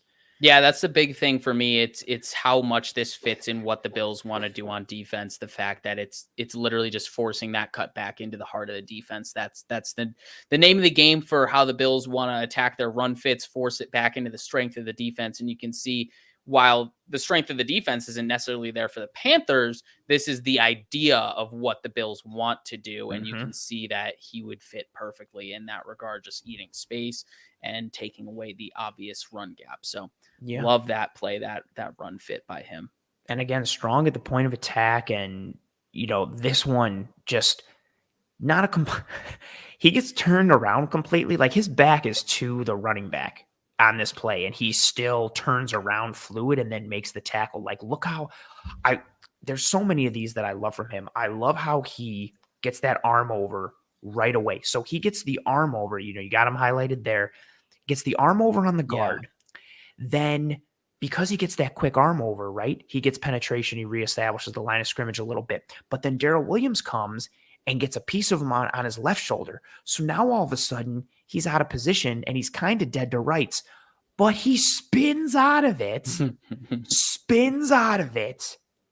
and then makes the tackle. I don't even have anything there's nothing really to break down here. This is a guy who he basically beat two men on one play because of quickness on one, strength and athleticism on the other. Look at that quick arm over, the technique, the burst, and then you get hit. So what do? Okay, let me readjust my bearings. Let me, refocus a little bit. We got a comment in the chat that says great effort. That was great effort. He beats his first man, gets hit by the second, gets his bearings, readjusts, spins out of it, makes a play in the backfield. Like, how many dudes do you see beat two guys on one play from the interior and then make the tackle? Not many. You usually see them just eating the double team and accepting that I'm going to be the stalemate dude on this play, and they're just going to go somewhere else. Yeah, the way he attacks his play is nutty to me. And it speaks to why I added body control.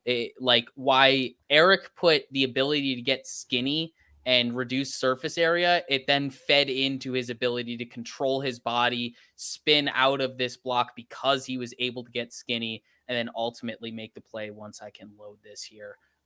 That's how fast he is that he made Huddle have to stop and load. That's how good of a rep this is, that the technology can't handle it. I need more RAM. All right, we're moving on to the next one. Moving on to the next. This one I like. So this one, he doesn't get the push. He doesn't get the penetration. He meets Spencer Brown head on, and it's almost like two bulls clashing with one another. And he gets double teamed a little bit from Bodker as well. But then what do you see him do, right? As he's getting hit, he reads it, sees the ball go to Singletary, reacts, sheds his man, gets inside. There was a huge hole right up the gut, and it disappears in the blink of an eye because of DaQuan Jones. Yeah. And look at the jump, the arm length, the reach. That's physical ability that you can't teach. His ability to get him down on the ground, that reach, the angle that he takes. And again, he didn't win this rep off the bat. He gets double teamed a little bit. He gets the feed block there from Bodker, but he readjusts, he recalibrates, sheds his man, makes a play in the hole.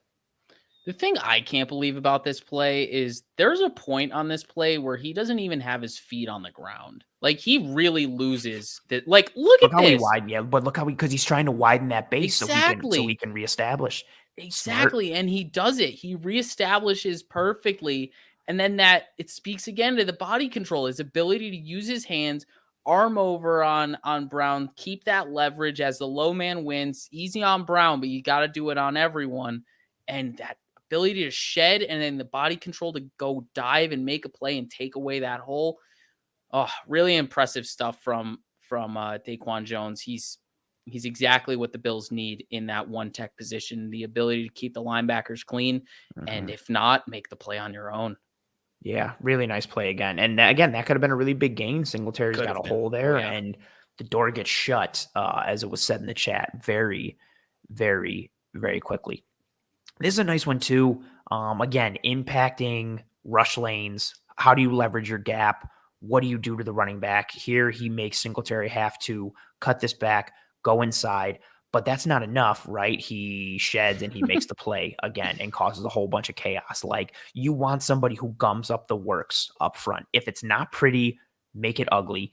He makes it ugly. Spencer Brown actually does a good job on this one. He gets a decent reach block, and then Jones just works through that shoulder, turns him, gets back inside, and ends up influencing and probably getting a third or at least a half of a tackle, since there's just a mass of humanity, but he ends up on the bottom of this pile with Singletary in his grasp. And it's a testament to, his range is limited, his athleticism is limited, but it's sufficient for what he does and what his role is. And just look at him push through, drive through Brown. And as he's doing that, what's nice is as he makes contact and drives through players, his head is in the backfield. He's still thinking. He's still diagnosing. He's still processing. And he's able to connect the mental to the physical in the run game. And this has been something that's been missing from the Bills. The ability to understand how to leverage gaps, to gap, win in multiple ways, and then get off blocks in the hole and make impacts around the line of scrimmage from the defensive line position. Yeah, he's so sound in how he plays the run, and that's where you can see the disparity between him and Settle. He's so comfortable in this regard. You can see his ability to play with that lateral strength and keep that line of scrimmage where it is, but also keep that leverage about him. You can see him really pushing into that outside shoulder right there. Brown kind of reestablish where Brown is, and then shed and make the play. He's just so natural with his ability to shed blocks and then make the play afterwards. It's really a sight to see, and something that this defense needs to take away those massive gaps that we have in our 4-2-5 defense. It's just natural with the way that we play defense. We need someone to be able to do these kind of things. You need somebody to be able to eat that space, win in multiple ways up front when you're playing with a light box in terms of numbers and in terms of weight. And this is another good one. I mean, they're all good ones, obviously. That's why we picked him. But they're indicative of his play. This time, again, you see him bully, and then you see to give the hands up. You see him disrupt the depth of the pocket, makes Josh Allen have to go somewhere else. So he's lined up over Bodker, but he ends up slanting inside on the snap. And boom, there you go. Nice highlight. So you see him lined up over Bodker on the snap. He slants inside, goes right at Mitch Morse, drives him back, gets him back to the point where he sees that Josh Allen is going to make a throw. So what does he do? Gets his hands up in the passing lane. Again, another smart play tied with the physical. You see that bull rush. You see that physicality. You see that strength and power and drive. He sets this up. He doesn't get any credit on this play, but he influences this because you get pressure in Josh Allen's face right off the get-go. And again, another little piece of some nice lateral agility and quickness off the snap to be able to go from basically like the 2 spot to the 0, like all in one step, and be able to attack a shoulder and drive. Exactly. And this does go back to the point where we were speaking on how impactful interior pressure can be, because you can see obviously everyone's crashing down on him, but you can see Morse has literally no control of this block right now. And because of that, he sees DaQuan Jones right in his face, and Josh Allen is just forced to get out of there. Obviously, there's pressure from Burns around the edge, but it's around the edge. It's really out of the play. He's forced to step up in the pocket because Brown did his job. He forced Burns to get upfield, but he can't step up in the pocket. Allen cannot step up in the pocket because of where DaQuan Jones is, and he shows the vet savvy to get his hand in the air, assuming that there's going to be a pass. There isn't, because Josh Allen is the improvisational magic that we all were promised, and unfortunately, it doesn't end as we hoped. But you can see how much of this play was impacted by DaQuan Jones and the interior pressure. Yeah, and takes away a passing lane right down the middle. He doesn't know what routes are being running behind him, so it's nice for him to take that angle away. And we're going to go through these last we got 3 more plays. We're going to kind of not breeze through them, but go through them at a decent pace so that way we can get to Mr. Rodger Saffold and Mr. JD McKissic. Again, just a ball of humanity power. because of his power, his ability to stand pat there. You have him highlighted right there. Right in between number 4, whose name escapes me, and then Shaq Thompson, who's number 7. Again, lined up on the outside shoulder of the guard. Look at him just split the double team. Yep, drop knee a little bit. Not a full drop knee, but like he kind of like hesitates, dips enough so that he can reestablish and come through. And it's not the prettiest thing in the world, right? No. But it's effective as hell. Takes on 2 blockers, gums up the works, keeps the second level. Oh, Jermaine Carter. Thank you. By chance. Appreciate that. I knew it was Carter, but I couldn't remember the first name, and I didn't want to say it without the first. But yeah, gums up the works, makes Singletary have to go somewhere else, actually contributes to this play, and you just see run stuffing, plugged ability right there. You keep your second level free. You don't give the running back any options. You let your playmaker make plays, or you make one yourself. Again, we continue to see him win in these ways and just make life difficult for the offensive line, which is the name of the game. Like, that's what you want. You want these guys having to work. You want them having to lean. Anything you got for this one before we move on to the next play? No. Let's move on to the next one so we can make sure that we hit all these players here. Fantastic. Again, more havoc, more chaos. This time, strong at the point of attack, making contact. It's funny how just Cody Ford getting hands into an argument. I want to be like, stop, Cody. Just another player you see him lined up on at the left defensive tackle right spot here, from yeah. this vantage point right there. Yep, you got him highlighted there by the mouse. There you go, little yellow cursor highlight there. And between guard and tackle, where he lives a lot, where he can operate, and you see him get contact made. He doesn't win at first. Like, he gets contact made second. He gets contact made with him by Doyle, but he ricochets off of it. Again, head in the backfield, sees what's going on. You see him peeking the whole way. Doyle gets inside too much, and Jones just takes advantage, is like, all right, cool, and just simply moves off, sheds him, and then makes another play. Again, having this many tackles around the line of scrimmage from a defensive lineman, especially a defensive tackle who's winning in one-on-one ways, added bonus for the Bills.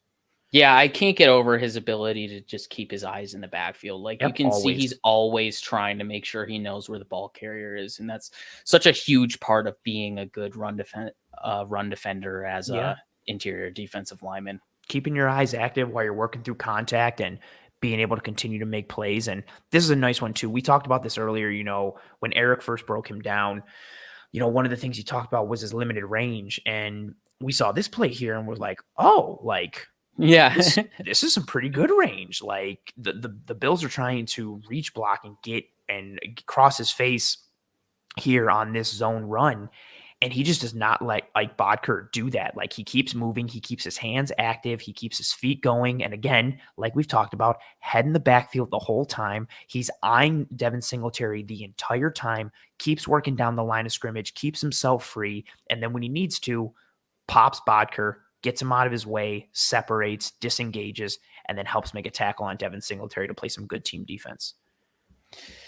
Yeah, so that's DaQuan Jones there. Definitely more of the run defender of the two. Like I've been alluding to this whole time, I think what they did by bringing in DaQuan Jones, obviously he was signed like literally seconds after Phillips was rumored to be signed to the Vikings. So that was no accident. They clearly had their contingency plan in DaQuan Jones, and the combination of Settle and Jones kind of combines to build what they had in Harrison Phillips.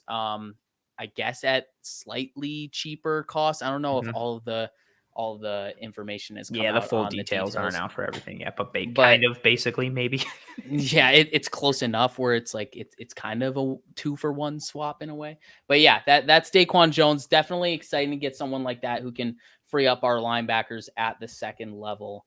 Yeah, and you got two guys who now have, as you start to pull up things for Mr. Rodger Saffold as we move onto him, I'll keep talking about those defensive tackles. They each have potential to continue to grow in their deficient areas. You can see more pass rush production from Jones. You can see more run stop production from Tim Settle. And you've got these two guys who are good in their roles and their niches, but that doesn't mean that they're stopped there. They can get better in those roles and niches and better in their areas of deficiency and vulnerability. So two very good signings that didn't break the bank. I know some people were talking about how Jones got a lot of money or more than they wanted, but still affordable, especially considering what his role is and what he's going to do here and how the contract works out, which we're excited to see. Agreed. 100% agreed. I'm going to give you the lead on Rodger Saffold, and then I'll take the lead on McKissic. Copy that. I guess that's not good because I haven't watched any of Rodger Saffold. Just kidding. I watched a whole bunch. I like this move. I like what he represents. He is a legitimate NFL veteran, been in the league a while. One of his strengths is his durability and how many games he's played. I think the stat is he's missed like 3 games over the last, I think he's played like 157 out of his last 160 games. It's nuts. And for a lineman, that's crazy. You look at him. And at his age. Yes, and at his age, is 33. Look at him there in that picture. Not that physical stature is everything. He's big, but he's also cut. Like, he's a well put together dude. His strengths, his power, and his durability. You see he's good at driving. Once he gets contact, he owns his man most of the time. He's a big, strong, dominating, imposing type of presence. But having that power, what's nice with pairing with that is his hand usage. He's got good hands, constantly moving them. He's got a good punch. He's got strong hands, but he's also got active technical hands. He's always reestablishing to get inside, to maintain leverage, maintain control.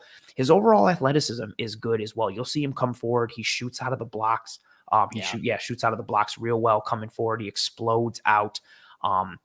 And then he's good with his feed blocks and finding work. You'll see him execute double teams real well and help out his center or his left tackle in terms of setting up those double teams with the feed blocks, and then also finding work. Those examples where he's in pass protection and nobody's rushing him, so he gets that head on a swivel and he starts figuring out like, okay, who do I got to hit? Who needs help? Is somebody twisting? Is somebody spiking? Okay, let me help out here. So, and again, something you would expect from a veteran and somebody who's seen as much as he has.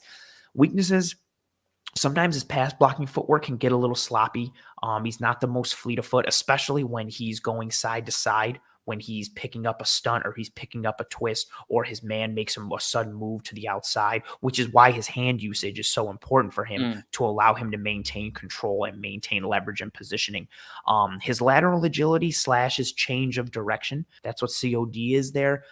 Again, comes back to that overall footwork. He's not the most fleet of foot, but you see it more in the passing game than you do in the run game. When he's coming forward and he's the aggressor, you don't see that weakness flash as much. But when he's on his heels and he's in that pass protection mode, you see that lateral agility and change of direction start to become an issue from time to time. Or, and he can pull, he can execute in some gap stuff, but again, not the most, he's athletic, but not the most smooth in terms of his footwork and that lateral agility. And then age potentially, yeah, like you mentioned, he'll be 34 at the start of the season, legitimate veteran, offers you a lot, but weakness from the standpoint of how long-term is he? Exactly. How do you continue to build at that position, especially one that, if we go into the season right now, it looks like it's going to be Saffold and Ryan Bates. Are one of them the long-term answer? If you had to lean one way, it's probably Bates because of the age, but from the talent and ability, it's probably Saffold. Either way, you have the questions at both, but a really exciting signing for the Bills, given his production. Made the Pro Bowl last year, I believe, even though I don't really put too much stock into the Pro Bowl because it's meaningless to me. Has plenty of experience with Aaron Cromer. Another sign that potentially the Bills are moving to a zone scheme, which we will talk about tomorrow night on Disguised Coverage, but a really good signing here. Yeah, 100% agree. Totally in on this signing. I asked you about the pros and cons before the show, and I was surprised to see you say good athleticism and poor lateral agility, change of direction. Right? Because when I saw him, it doesn't make a lot of sense. But when you guys watch this film, you'll see, like you said, perfect verbiage here. Out of the blocks, this dude, like, first step explosion wise, wild. Like, you wouldn't think this dude is 33 years old. Makes a lot of sense for a zone scheme. But yeah, there is something to be said about his lateral agility and how he moves as a pass blocker. Definitely something to be desired. But there are some clips that, as you start to pull up this first one here, there's some clips I put out on Twitter that, we're not showing tonight, but he gets caught a couple times in some stunts against Mario Addison, and he gets caught, off guard because he doesn't keep, picking up and having to move with the guy. This first one, you don't really see it show up here because he's initiating contact more. He's got Star Lotulelei lined up on him, and he's able to engage early. And you see the hand usage right off the bat. You see him get his hands, an Aaron Cromer staple, hands. You see him make that contact, and you see him, again, nice athleticism, reestablish those hands, loading. Again, his hand usage is so impressive that it breaks the technology. That's how good his hands are. But once we start to, sorry, Jason says Pro Bowls are contract incentives to some, so it means something. Apologies. You see Saffold highlighted there. There he is. Star tries to get inside on him, but he can't because Saffold establishes that position right out of the get-go and is able to get hands on Star. Boom. Nice and controlled, nice and smooth, escorts you right around. What's also nice about Saffold is he's got experience working with a mobile quarterback and Ryan Tannehill. So he's used to having somebody, thank you very much. He's used to having somebody who can evade and escape the pocket. So he knows how to work with a mobile QB. Tannehill is very mobile. So it's nice that he has that experience. This one's a good rep. He starts out with that kick slide to the left, but then he sees Star come back inside him. So he readjusts, plants, and then starts to kick back to his inside, but it's all with those hands. You see Star trying to work around. He can't. Every time Star tries to do something, Saffold keeps those hands right in the center of Star's chest. He's in position. He has control. He has leverage with that hand placement, that hand technique. And then when you attach those hands to the tree trunks that he calls arms, it's very hard to get away from Mr. Saffold.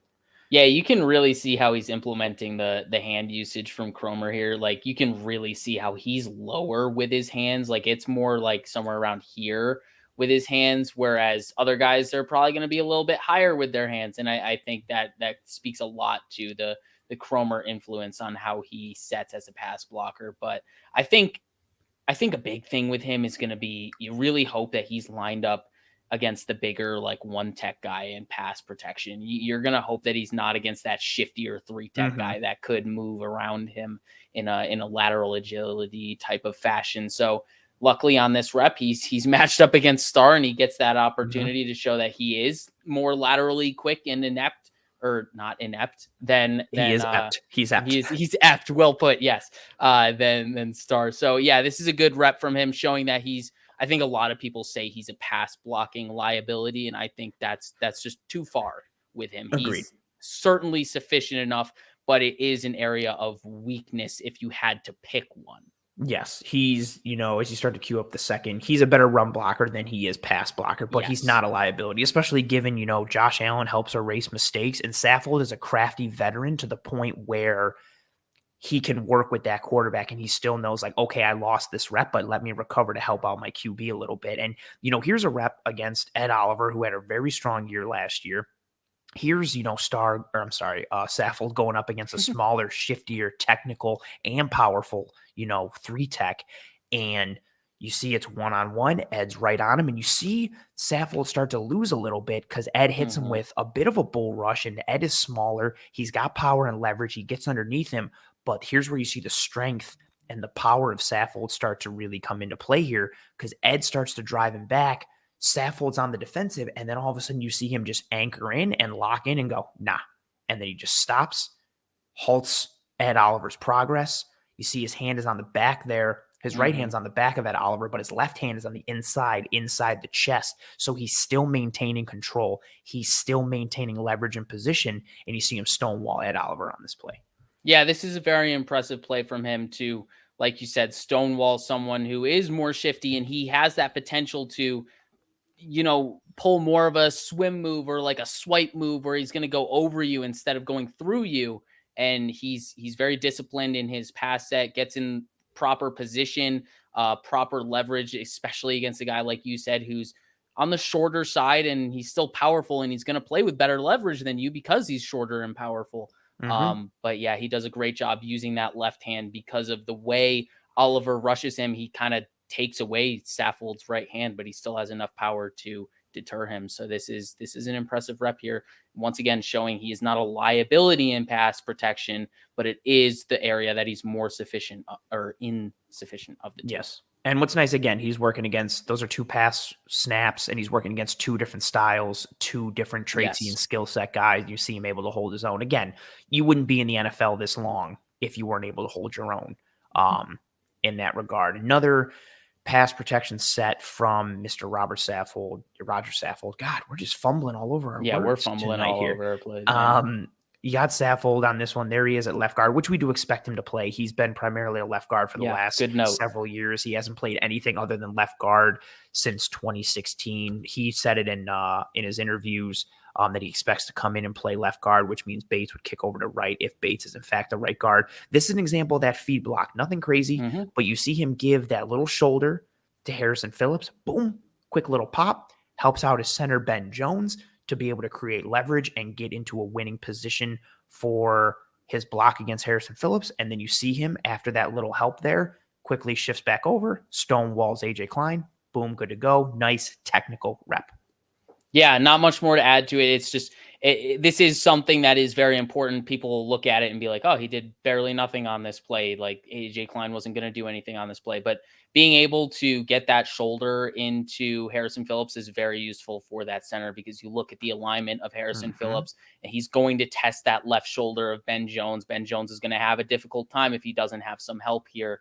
So that is a very important piece to this that can't go unnoticed. Anytime defensive linemen are lined up in between two guys and they're lined up on, the outside shoulder of any offensive lineman and that lineman has to reach around them, that's a tough block to get that reach block. So if you can help, you look at Harry's alignment, he's on the outside shoulder of Ben Jones. Jones has to be able to get around him and not allow him to get around him. He's got to try and cross Harry's face. He can't unless he gets that block from Saffold. So you get a boom, a nice little pop there, helps Jones get more leverage, get some positioning so that Harry can't get upfield. Harry doesn't have anywhere to go because he loses his momentum. At the same time, your center gets in position, and then Saffold climbs to that second level to get hands on Mr. AJ Klein. So a nice play there. Now I move on to another. This one, yeah, this is the one I thought. This is not too much to say, and it's funny. And what's funnier now, because Harry's not on the Bills anymore and he's in Minnesota and we wish him well. Good point. This is just power and athleticism in the run game. Not much to say. There's the highlight on Mr. Rodger Saffold, and watch him take Harrison Phillips for a ride on this zone run. And I don't really have anything to add other than I'm sorry, Harry.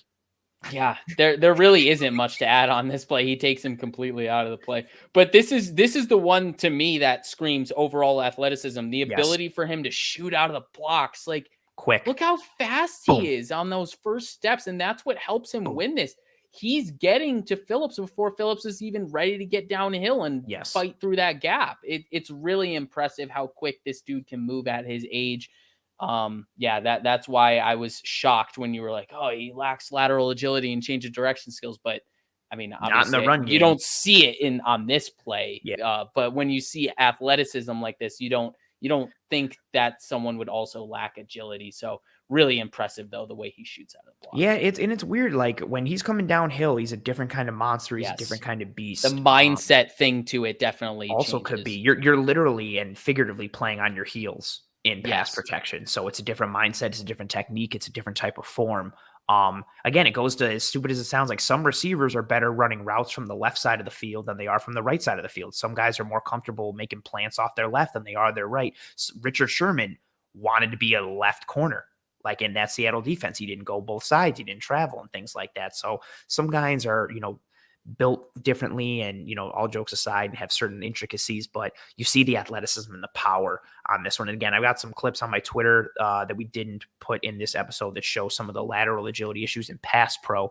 But here's another athletic one as well. A run play, gets to the second level, gets in Milano's kitchen. He's a mismatch all day for linebackers, whether it's a blitzing linebacker.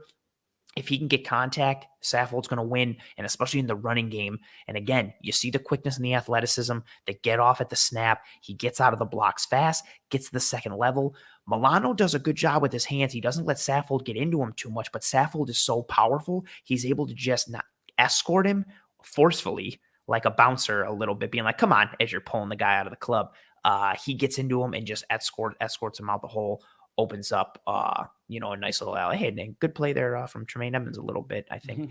But yeah, nice play from Saffold. Gets to the second level, makes another play. And here we go again from Mr. Rodger Saffold. This one, I feel bad. I know. I feel bad for Milano on this one too. This is what I mentioned, mismatch versus linebackers. So Milano blitzes on this one. But what's nice is Saffold doesn't let Milano get around the edge with his speed. And then because those linebackers, they're not going to be able to take him on head on because of his strength and his size. So they got to get around him. Saffold knows that, but those type of guys are going to be smaller and lighter. So when they try to go around, he's going to be able to get that power advantage and be able to take you on. And he just absolutely buries Milano. Say, if you want to just let it run right from there, we'll go through it. Just puts Milano kind of trips a little bit in the end. And that's why he ends up on the dirt. But the real highlight with it is just how much he's able to not let Milano get around him, put it in the ground. I'll say, if you want to just let it run from here, and we'll see the end zone angle. The end zone, just how Milano blitzes right onto him. And then you see Milano already in that A gap, him and Edmonds giving that look that we see all the time. Boom, shuffles the feet, pushes him, finishes him. Nice block there from Saffold. And again, an athletic play. Again, you don't see that lateral agility be an issue when he's engaged, when he's got his hands on somebody, he's in control. When he's having to react, you start to see it a little bit. This one, nothing too crazy. He's just going to open up a huge hole by pushing Star Lotulelei right down the line of scrimmage. Tannehill keeps the ball and scores on this one, which sucks, and I hate this game. But this is just a real nice piece from Saffold. Again, playing some team football up front. Huge hole. If Henry keeps it, maybe he gets in. Tannehill keeps it, but Saffold doesn't know that. He does his job in tandem with his center, opens up that hole nice wide. Absolutely takes Star out of the play. Yeah, really well done there from Saffold. Again, short yardage area, it's going to be even easier. He's big, he's strong, he's powerful. Now we move on to the last clip here, and as it loads, we will see this one's nice. So he gets beat on a couple twists earlier in the game from Mario Addison, but this one he does not. You see him read, boom, pops over to Obata. He escorts Zimmer kind of forcefully to his tackle there, helps him out. But as he's doing it, look where his eyes are. Look where his head is. He sees Obata flashing already. So he doesn't commit himself too far. He turns back, hands into the chest, disrupts Obata, pops him, doesn't let him get inside. This was a nice adjustment, as you guys see in this clip where we have this mark. This is much later in the game. Earlier in the game, he got beat on this exact play twice by Mario Addison. This time he adjusted, course corrected, makes the play against F.A. Obata. So a very nice signing in Mr. Rodger Saffold, someone that'll add some stability to the offensive line, especially in the run game, a better pass protector than he's given credit for, but a much better run blocker than he is, pass blocker. Now, for the final, Mr. Silas Whittle's favorite guy, as he commented earlier, Mr. J.D. McKissic. Kendall, you're going to take the lead on this one, and why don't you, burn through these clips, and then we'll send everybody on their way in time for the hoof at 9 o'clock. All right, so quickly through J.D. McKissic, strengths, obvious passing game impact.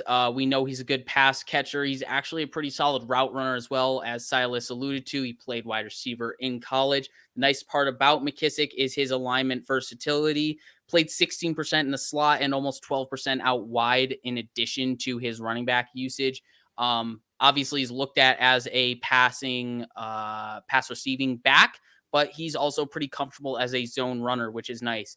And surprisingly for his size and as a pass catching back, he's actually a very sufficient pass blocker. So that's a huge thing for him. My biggest weakness for him is he's a tendency giveaway. 67% of the time that he was on the field, it was a pass. So it's a tendency giveaway. Obviously, the Bills pass the ball a lot anyway, so it's not a big thing, but it's a thing.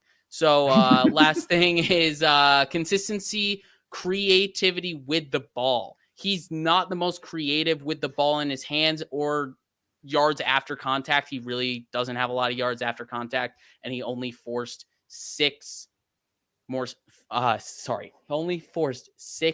tackles all season. 6. That's it. So not a lot there, but he's good at what he does. He gets the yards that are there, and that's what the Bills need him to do, be that complement to the backfield. So we will get through this quickly so we can get you guys onto the hoof. But on this play, this is nice cutback vision here from McKissic. Which is important to highlight because he's a better runner than people realize or give him credit for. Exactly, and that's why I put it in here. It's not that this dude is like totally inept as a runner. He can do it. It's not his bread and butter, but you can see he has the vision here. He finds the cutback lane. You can see it develop there behind Starr. He hits it hard and he gets the yards that are there. And there's kind of that lack of contact balance and ability to stay up after contact. So that's kind of one of those deficient areas for him. Something I thought was interesting was his gadget ability. He doesn't get the ball on this play, but you can see how much he impacts the play. Rest of the team, everyone's flowing this way. So yeah, I'm real good with my telestration. I know. You are. I remember this one in the game because I thought if Gibson caught it, he would have scored. They would have scored. This is ridiculous. Like, and it happened live, and I was like, oh, and then he dropped it, and I was like, oh. But yeah, that's something that obviously now that we have McKenzie back, it's not a huge thing in our offense that we needed a gadget guy. But it's another guy. It's another guy that can do the gadget type of stuff. All right, this one, nothing impressive from him in terms of like picking the right hole, because you can see this is a 5-man box. This is unbelievably light here, but I like what he does once he gets to the second level. He identifies where the cutback lanes are, where he can churn out the most yardage possible. Yeah, he sets up his blockers well, waits for 73 to climb to Edmonds, and then cuts off the back of him and gets as much yards as he can.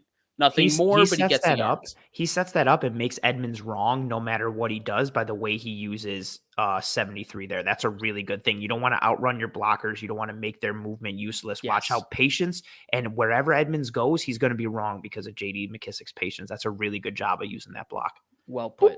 Well put. He does a very good job at the second level here.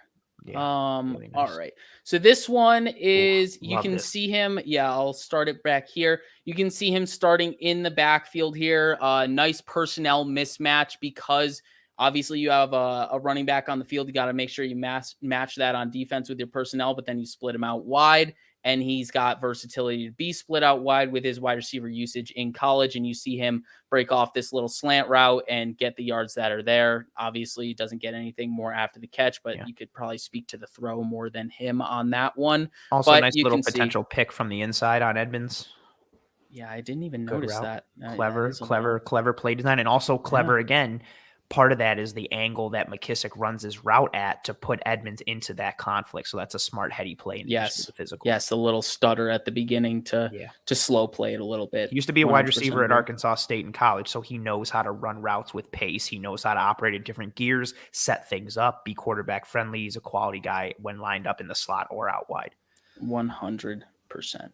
All right. Another one, you can see him used out wide again. He started in the backfield on this play. Doesn't get targeted, but he is wide open on this play. And you can see Heineke's looking at him. Like, he's very much vision on McKissic. I got to imagine if this is Josh Allen, he has the arm strength and the Yeah, confidence to make Heineke this doesn't have it. throw. But yeah, I figured we got to include this because it shows that he's not just a backfield route runner. He can run routes anywhere on the field, and he can get open however you ask him to. So he's got a lot of versatility to his game in that regard. And then the last one, I'm surprised how quickly I just got through all of this.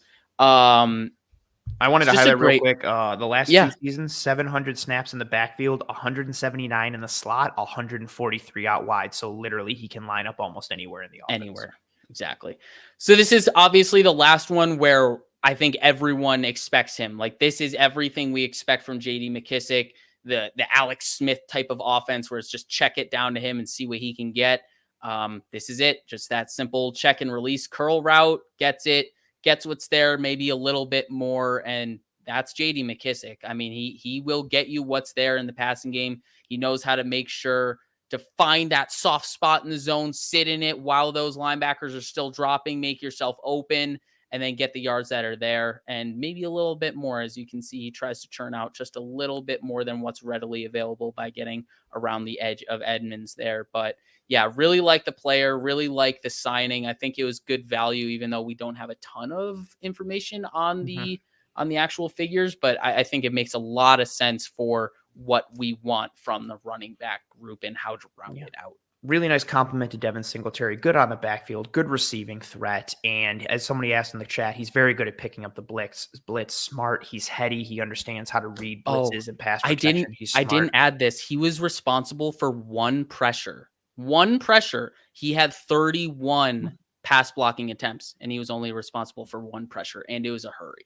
Good pass blocker, smart, resourceful, veteran. We appreciate you guys for joining with us. The chat has been great. The engagement has been chat. Thank you to everybody who dropped super chats. Thank you for everybody who rode with us live. If you're watching later, listening later, thank you. Please drop a like while you are still here. If you're watching later or listening later, please drop a like then. It goes a long way in helping us to track and trend. As I mentioned earlier, that has been the Cover One Film Room for tonight. But guess what?